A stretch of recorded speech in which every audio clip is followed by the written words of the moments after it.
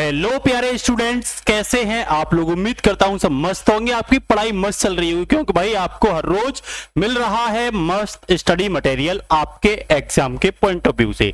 आज तो बहुत ही खतरनाक क्लास होने वाली है। देख रहे होंगे साइबर क्राइम से रिलेटेड जितने भी एग्जाम में क्वेश्चन आएंगे बेटा यहां से फंसेंगे। क्या होती है साइबर क्राइम, क्या होती है साइबर बुलिंग, फिक्सिंग क्या होती है बेटा, साइबर कानून कब बना था, ये सब कुछ पढ़ाएंगे। जो भी क्वेश्चन आएगा वो यहां से आएगा, वरना आएगा नहीं। सब लोग हो जाओ भाई मेरे साथ तैयार, फटाफट से तैयार हो जाइए भैया। जैसा कि आप देख रहे होंगे साइबर क्राइम की क्लास आज होने वाली है। और सबसे पहले तो भैया आप सभी को हैप्पी इंडिपेंडेंस डे की बहुत बहुत बहुत बहुत शुभकामनाएं। हर साल हमारे यहाँ हैप्पी इंडिपेंडेंस डे बड़ी खुशी के साथ मनाया जाए, हर भारतीय उसमें झूमे, ऐसी कामना करते हैं और आगे की ओर बढ़ते हैं। बच्चों चलते हैं। देखो पहला जो मैं आपको पढ़ा रहा हूं, साइबर अपराध क्या होता है, इस पे बात करनी है भैया हमको। साइबर अपराध क्या होता है इस पे बात करनी है, कह देना। इसमें सबसे पहला शब्द आएगा गैर कानूनी तरीके से जो भी अपराध किया जाता है, जो भी काम किया जाता है, चाहे वो मोबाइल के माध्यम से हो, चाहे वो एटीएम के माध्यम से हो, चाहे वो इंटरनेट के माध्यम से हो, चाहे वो कंप्यूटर के माध्यम से हो, या अदर्स किसी डिजिटल टूल्स या डिवाइस के माध्यम से हो, उसे कहते हैं साइबर क्राइम। सब लोग दिमाग से समझ लो, उसे कहते हैं भैया साइबर क्राइम। ठीक है ना, इलीगल होता है। ठीक है, इलीगल होता है। अब इसके लिए भैया हमने कानून क्या बनाए हैं, तो भाई ध्यान रख लो, वर्ष 2000 से पहले भारत में कोई भी साइबर क्राइम से रिलेटेड कानून नहीं था। वर्ष 2000 से पहले 2000 में पहली बार हमने एक कानून बनाया जिसका नाम था सूचना प्रौद्योगिकी एक्ट 2000 या IT act, information technology act 2000, जिसे राष्ट्रपति ने मंजूरी 9 जून 2000 को दी थी भैया, और लागू किया गया था इसे 17 अक्टूबर 2000 को। एक एक डेट इंपोर्टेंट है, पता नहीं कहां से। जिंदगी का सवाल है बेटा, एग्जाम एक नंबर से भी रुकता है ना, बड़ा अफसोस होता है, इसीलिए एक एक पॉइंट पर ध्यान रखिए। राष्ट्रीय साइबर सुरक्षा नीति की बात करें, कानून बनने के बाद फिर हम पॉलिसी बनाना स्टार्ट किया, तो भैया हमने राष्ट्रीय साइबर सुरक्षा नीति 2013 में तैयार की बच्चों। उसके बाद अगर मैं बात करूं आपसे, कई फैक्ट पूछा जाएगा। बीएन कृष्णा समिति किससे संबंधित है, किस वर्ष बनाई गई थी, तो 2018 में बनाई गई थी, पर्सनल डाटा से संबंधित है बीएन कृष्णा समिति, ध्यान रखना।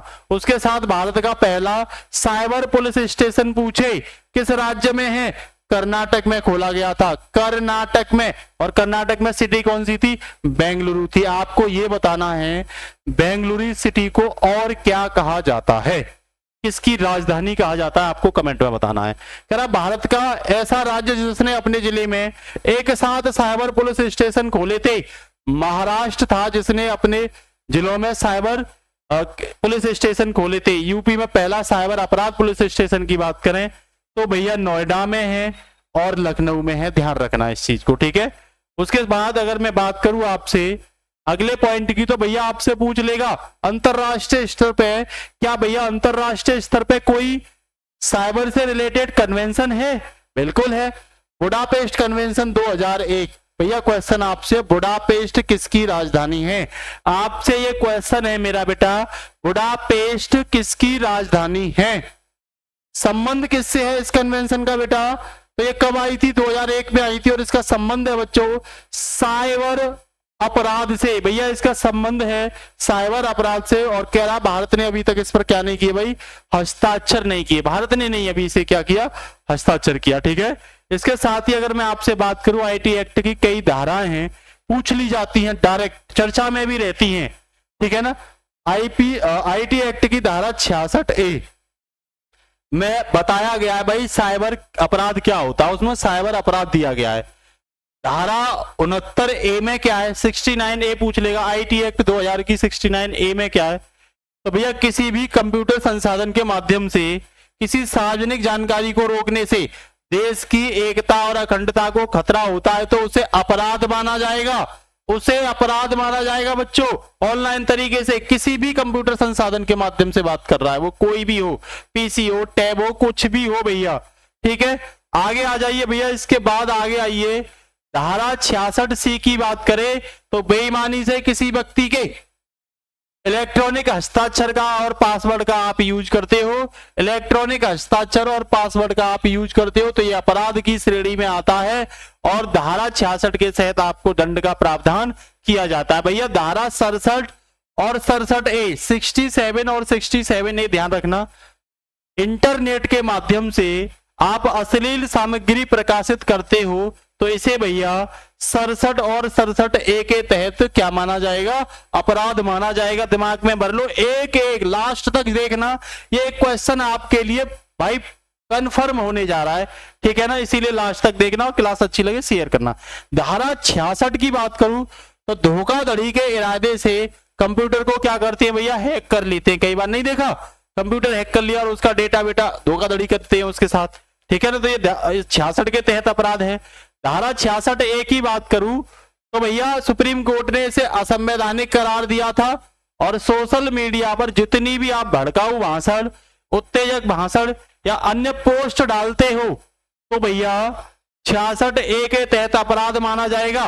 पूछ लेगा साइबर क्राइम कब आया था, 1930 में साइबर क्राइम के बारे में बताया गया था।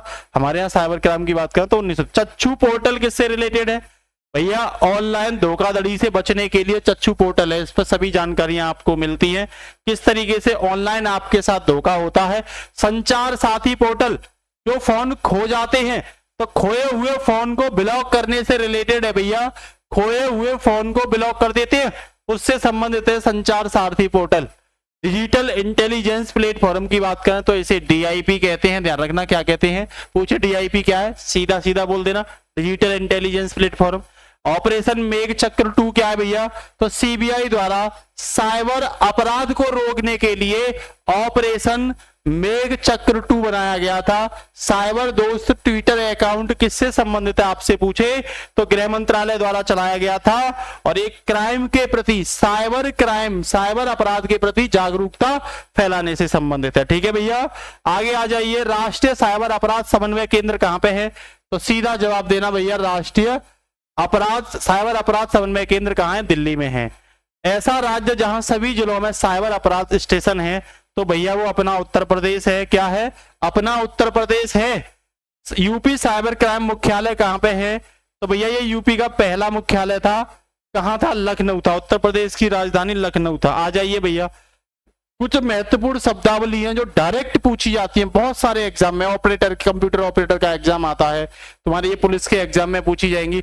अन्य ऑफिशियल एग्जाम आते हैं ढेर सारे, ASI वगैरह के एग्जाम आते हैं, SSC के एग्जाम में डायरेक्ट पूछता है, ठीक है, MTS के एग्जाम में पूछता है। जहां भी ऑफिशियल काम होते हैं बेटा हर एग्जाम में पूछे जाते हैं, बैंक वगैरह में, बैंक में बहुत पूछे जाते हैं। तो पूछा बेटा बिसिंग क्या होती है, तो बेटा कॉल के माध्यम से आप जो साइबर ठगी करते हो उसे बेटा क्या कहते हैं, बिसिंग कहते हैं। फिशिंग क्या होती है, तो ईमेल के माध्यम से आप लालच देकर के ठगी करते हो तो भैया बिसिंग, कॉल करोगे तब ठगोगे, और फिशिंग भैया ईमेल के माध्यम से करोगे। साइबर स्टॉकिंग क्या होती है, पूछ लेगा, साइबर स्टॉक कहते हैं ना धोखाधड़ी के लिए तंग करना और भैया अवैध टिप्पणी करना, ये होती है साइबर स्टॉकिंग। इसके बाद अगर मैं बात करूं तो साइबर पायरेसी क्या होती है, तो बेटा नकली सॉफ्टवेयर को कम दाम में बेचना या किसी कॉपीराइट सॉफ्टवेयर को आप यूज करके उसका प्रयोग करते हो तो इसे साइबर पायरेसी बोला जाता है। कितनी बार एग्जाम में पूछा गया, ध्यान रख लेना, इंपोर्टेंट है ये, ठीक है। बुलिंग पूछी गई है बेटा, बुलिंग इंपोर्टेंट है।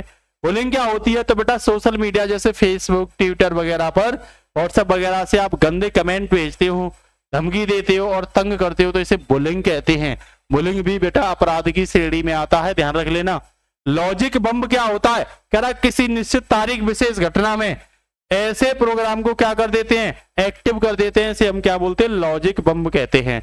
आगे ईमेल बॉम्बिंग्स क्या होती है, तो बड़ी संख्या में ईमेल भेजना ताकि अकाउंट बंद हो जाए और फिर अकाउंट खोलने के लिए क्या मांगना, पैसे मांगना, ये क्या होता है बेटा, ईमेल बॉम्बिंग्स होती है। स्पैम ईमेल क्या होता है, तो ऐसे ईमेल जो कंप्यूटर को क्या पहुंचाते हैं, लॉस पहुंचाते हैं, ठीक है ना भैया। स्पाईवेयर क्या होता है, पूछ लेगा, स्पाईवेयर तो कह देना गलत सॉफ्टवेयर जो पीसी में डाटा कलेक्ट करता है और भैया किसी थर्ड पार्टी को उस डाटा को क्या कर देता है, भेज देता है, उसी को हम क्या कहते हैं भैया, स्पाईवेयर कहते हैं। ये एक प्रकार का सॉफ्टवेयर है, गलत सॉफ्टवेयर है, हमारे डाटा को थर्ड पार्टी को दे रहा है, ठीक है।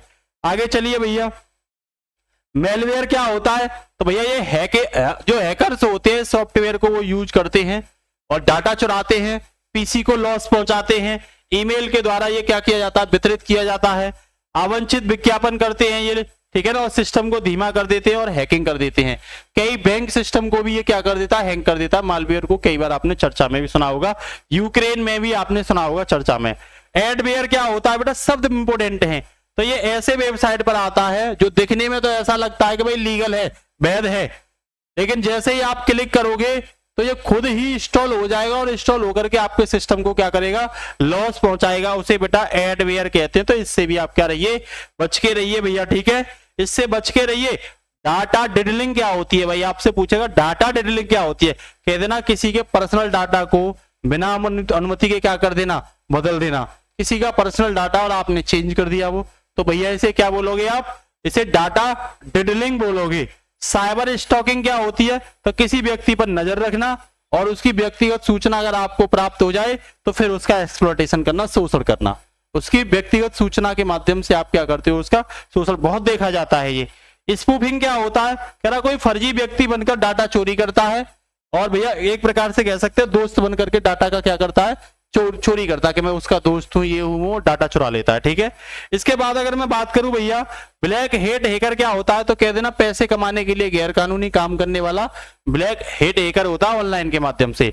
व्हाइट हेट हैकर क्या होता है, तो ये सरकार, पुलिस या कंपनी के लिए क्या करता है, काम करता है, कानूनी तरीके से ये काम करने वाला व्यक्ति होता है, इसीलिए इसे व्हाइट हैट हैकर कहते हैं। भैया वेब जैकिंग क्या होता है, तो सीधा जवाब देना किसी संस्था की वेबसाइट हैक करना और उसी के सामान को नकली वेबसाइट पर क्या करना, बनाना। भैया इसी को क्या कहते हैं भाई, इसी को कहते हैं भैया वेब जैकिंग, ठीक है। इसके साथ ही अगर मैं बात करूं ट्रोजन हॉर्स क्या होता है, तो कह रहा वास्तविक जानकारी को छिपाकर कुछ और कार्य में यूज करना, मतलब दिखता कुछ और है, करता कुछ और है, तो भैया उसे आप क्या कहोगे, ट्रोजन हॉर्स कहोगे। क्या कहोगे, ट्रोजन हॉर्स कहोगे। अब बताइए मुझे क्लास कैसी लगी, अच्छी लगी तो बेटा जितने भी आपके साथी सब पर क्लास को क्या कर देना, शेयर कर देना। निश्चित रूप से भाई आज स्वतंत्रता दिवस है तो आप सबको स्वतंत्र कर दो, फटाफट जॉब लगने दो, और जॉब ऐसे लगेगी जब आप क्लास को क्या करोगे भाई, शेयर करोगे, लोगों तक जानकारी पहुंचेगी। क्लास कैसी लगी जरूर कमेंट में बताना। हम जो क्वेश्चन पूछते हैं उसका आंसर बताना बेटा, लाइक जरूर करना और शेयर करना ना भूलना। नमस्कार, जय हिंद, गुड नाइट बच्चों, all the best, take care, Bharat माता की जय।